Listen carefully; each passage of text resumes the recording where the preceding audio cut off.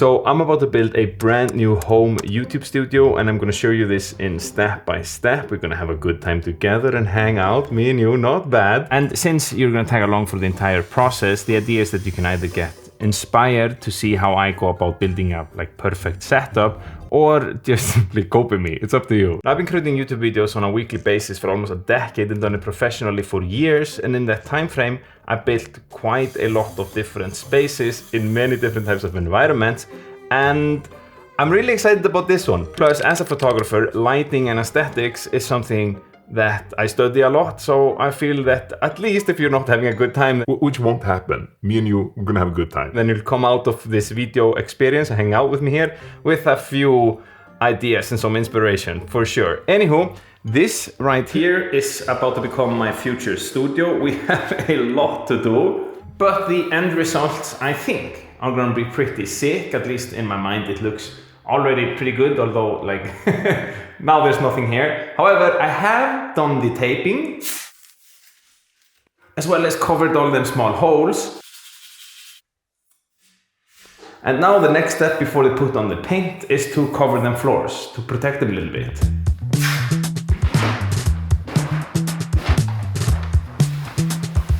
Now this process is taking a little bit longer than I expected, because I have I only found my kid's scissors, so scissoring this is taking it's a little scissoring job, you know. Right, so this space is by far ideal. This is just a home studio setup. I've been pretty spoiled last few years having a professional studio environment with height to the ceilings, and I'm able to do so much, but here I'm basically just working with this, not that big of a room, maybe not tiny, but in the middle somewhere, and with not height to the ceiling, and this ceiling going down like this. I don't know what you call it in English. Now this might not be the ideal room to make a studio in. However, for you, my friend that's watching, then I honestly think this is the perfect example, because most of us that are creating YouTube studios, we don't have the luxury of choosing the space. It's most often just this random little tiny room in the house or in the shed somewhere. So if I'm able to do this pretty here and make it look like how I see it in my mind, then you can do it too. And of course, I'll be taking you through all of the steps that I'm doing, and most importantly, just have a good time with you, my friend. Now before I start to paint, then of course I need to wear proper paint clothes. And of course, without, professional socks, you're not painting anything.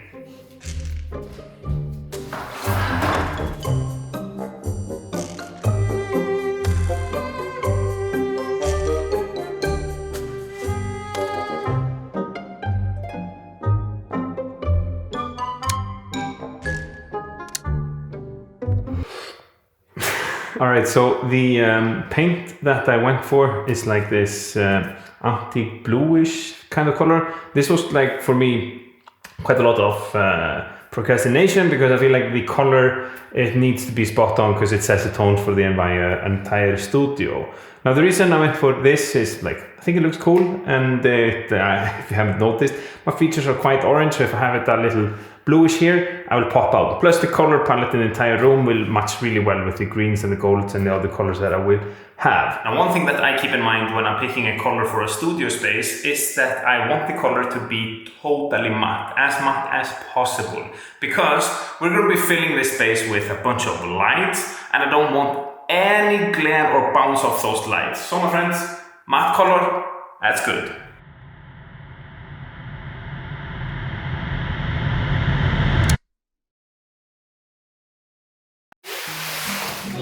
Klippa hérna. Ja, klippa. Ja. Svona, klippa þennan.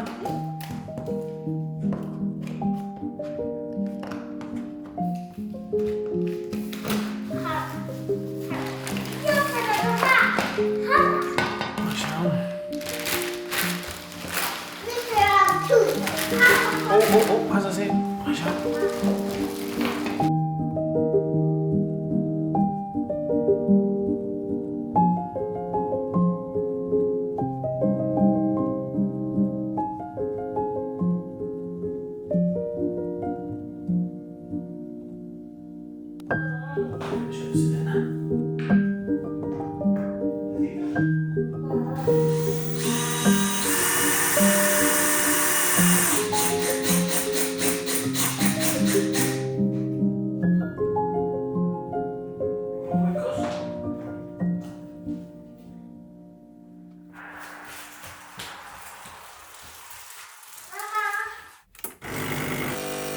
putting the coffee here on the sofa. This is gnarly. I'm an adrenaline junkie. Anywho, the studio build is going quite well. I'm extremely happy with the outcome of the color. I think it looks absolutely dope. If you're interested to see what exactly the color it is, I'll leave it in the description down below for you guys. But next up, we need to fill up it with like furniture, not only because else you have an empty room and it won't look good. It would look like a drug space where people do their drugs. But we want it to look good and proper. So furniture is needed, but another benefit of having furniture too is to remove the echo.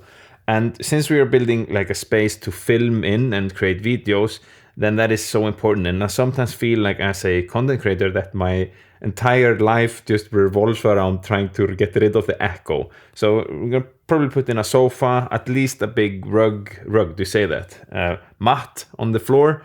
That like eliminates a lot of echo and maybe some other trips and tricks as well. So let's just finish this coffee and then we continue.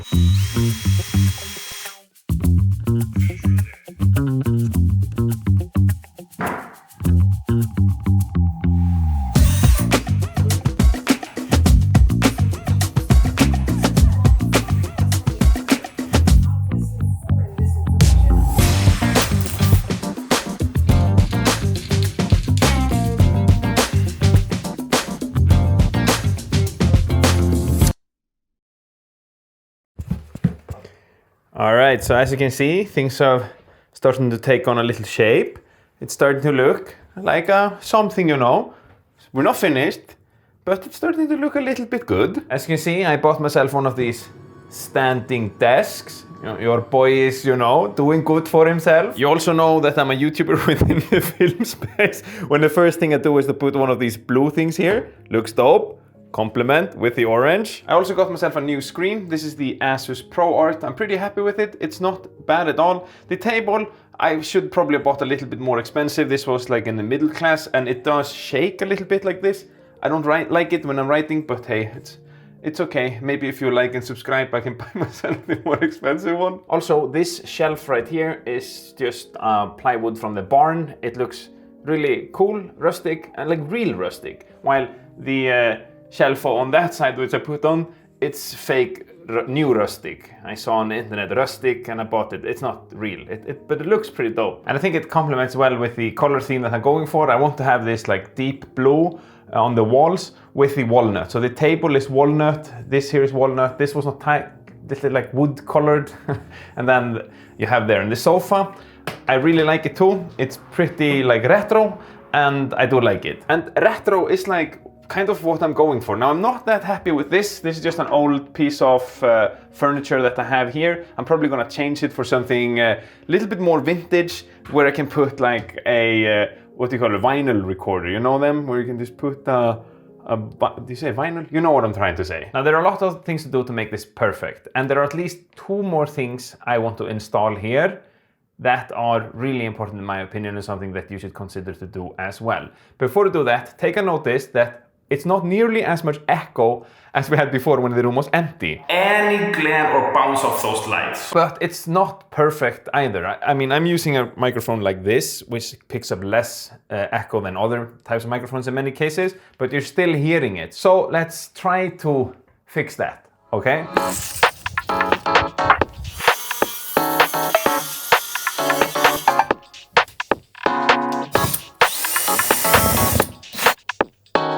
Wow, this is hard. Oh my god.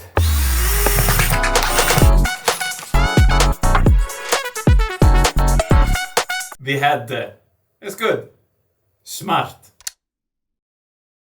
Alright, so the installation of the sound panels is complete. It was like pretty much work, especially here, because you're like holding it up, but I think it turns out, I mean, it makes a nice vibe here. Plus, it's like the sound quality is much better. It's not perfect, we have more to do, but from beginning to this, any glare or bounce of those lights. I mean, it's massive, right? Now these sound panels I just like bought in Bauhaus, and I think they turn out pretty good. They're walnut and I like them. Now I want to share with you what's, in my opinion, the like best tip I can give you if you want to build your own studio, and I think this is like controversial. I don't know, maybe not controversial, but it's a little bit different from I think many here teach or show on YouTube, and it's worked for me a ton. But before I do that, there is one massive thing that is missing, obviously, and we need to like fix that first. And that, my friend, is lighting equipment. I mean, there's no proper studio space without some good lights. These are non-lights, really like a big fan, really like them. I'll show you all what I have and what I'm gonna use to light up the studio. And yeah, we just first need to like figure out how we're gonna rig everything up. I mean, this is a little small space and I don't wanna lose, you know, floor spaces. You understand what I mean in a second. This is first, let's get to work, my friends, okay?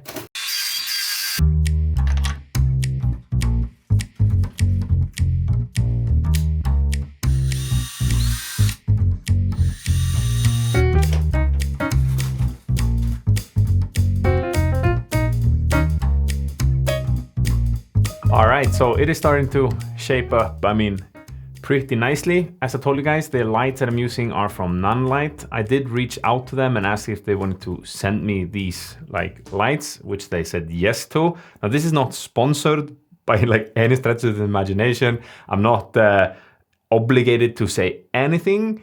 And I've used Nonlights like on a couple of occasions, really much like them. Many of my friends use them and recommended to me. So it's gonna be really fun to have my own set and see how they look out. But like this is like top of the line, and I mean, this is pretty awesome. So what I have here is that the key light is the Forza 300. This is absolutely overkill for a small studio like this, but if you're in a bigger space, then this is pretty sick. I have on it on softbox, just 60 centimeters, which I think is perfect for a small space like here. If you do have a bigger space, if it's not like a home studio that you're building or whatever, then like by all means go for a 90 or even 120. You're gonna get more softer, more even light. But I mean, for home studio, this is awesome. And take notice too that I have a grid on it. This is just to so I don't get a lot of light spills. Then over there in the corner, I have a FC120B. This is a perfect light for home studios, very simple to use. 120 watts is more than enough. But I have on it one of these like frontal lenses, how do you say it in English? I'll write the name here. And this is just to give a really cool film vibe. At the moment, I'm not fixed that we have electricity in that corner, so we're just gonna have to admire it from afar. And then lastly, I have these, oh no, not lastly, we have these power tubes as well. I'm a huge fan of these. Can, you know, change colors, put them all over the place. I'm gonna figure out a way to be able to quickly mount them on and off to the walls in some places. I was thinking like cutting out metal and drill it into the wall, and then you can have like a magnet thing here. You'll see that in the future, but for now I'm just having them stand here. And then there is a light up here, and this is the Pavo Slim 120. And this is just super nice to be able to have it on there, because then I can just easily, when I'm filming, get nice top-down light, which is pretty sick. If you could just get one, like the FC 120 for a small space, fantastic. And then maybe a few of these, or just get Pavo Slims, because they're also really nice and take up so little space when you have a LED panel like that. Now, one thing I think is really interesting here too, is notice I have these poles where I mounted that light on. Now, this is an auto pole, and this is a really nice thing to have. I bought this just like in a random store online, because you're mounting the pole from top to the bottom. You're not drilling anything. It's just like with the force, you're doing it like this. And then you're not having like a proper lighting stand. It takes up so much space. For instance, a C stand, or even just a stand like this, the feet, do you say it in English? They just take up so much space. So I was trying to have none of them spaces, and I had one here, and then I actually took one of the poles and put it from this wall to the other wall. So it's gonna have run through the ceiling. Now, this was a little experiment. There is like 4.5 meters here, so I knew that I could not mount a lot of weight on it, but it just didn't end up looking that good. I tried, because my goal was to have no tripods here. That would be so awesome. Then you can just move freely without having all of them tripods taking all the space. That so easily happens in a studio space where you can't move because there are tripods everywhere, or some stands or whatever. But like now I have one stand, and then I did take that one and put it up here. Now I had to use the angle grinder on it because it came with these weird like legs. So I grinded them off, and then they were a little bit too big, so I had to like grind that off too. Felt a little bit manly. I'm not one of those men that can easily, you know, fix anything that breaks. I know of one of those men. Maybe you're one of those men. I'm not. So whenever I use an angle grinder, or I even drill something, or even just switch a light bulb, I go to my lady and be like, Hey baby, you're with a real man right now. so it felt good using the angle grinder. Now also the fantastic thing about these tubes is that you can change the light of them, or not light, the colors. You can have any color that you want, really fun. And I even have here one of these smaller ones as well. And also if you like want to learn really in-depth, step-by-step how to light a proper YouTube studio space and build your perfect social media space, and I do have an entire course on it. Feel free to check it out. I'll leave it in the description down below. It took me months to create, and it's like 10 years of experience. Man, I've been doing this for like 10 years. I can't even count how many different spaces I've built. But anyhow, I'm gonna tell you what in my opinion, one of the most important things to keep in mind, what I keep in mind. But first, I did order a few prints, so let's put them up. And I think then this is taking so long. When we started, there was no snow outside. Now everything is snowy, and you've probably seen I've been changing clothes all the time. It's not the same day. It's like a long time since I started this project. Look, it's incredible feeling, in my opinion, if you take photos to print them out and see them by like this. Every time I print out a photo, I'm like, man, it's just makes it so real, you know. So anyhow, I'm just alone here. I'm gonna try to put it on the wall. The like bad thing about being alone is that I have to trust that what I see is correct. It's so nice when you're hanging up prints, you know, that you can have somebody be like a little bit more up, a little bit less down. But I don't know. I'm just so excited that I don't want to wait for my lady or anyone else to come in. My lady. Yeah, I'm actually from Britain, you know. My lady. I'm not. I'm from Iceland. So sometimes in life, I just think you have to go for it. And don't ask opinions all the time or, or permission, and hope for the best. Wow, incredible, not just the other two.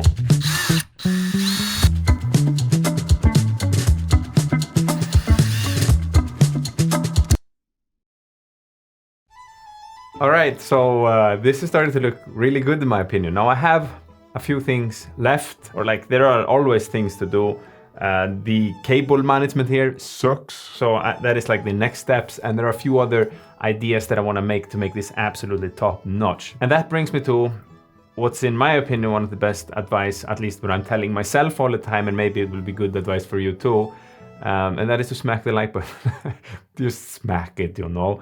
But that is like, I don't know if it's just all of these people on YouTube that are doing it, but every time I watch, or often I should say, watch videos from studio builds, in the beginning you see all of these massive planning and everything is perfect, and then you just build it out and it looks perfect from the get-go. Now I don't know if it's just me who sucks, or if these people are just, you know, totally bullshitters, you know. I like, never have I ever built a proper space and I just see it from the beginning. I sketch everything out and a step-by-step building. Everything is super simple, and then you turn out you have like this magical space. It never turns out like that. Now granted, I'm a very unstructured person, so everything is just a mess in my head and it's just like stormy all the time. But it usually is a lot of trial and error, and more than trial and error, it's a lot of like getting settled into the space, or growing into the space is maybe a better word. So I think how I approach this, I usually start to do all of the basic stuffs, and then I just start to work in it, and I feel, what can I add? What can I bring? And by doing that, I feel like I'm putting more of my personality within the space as I grow. You understand what I'm trying to say?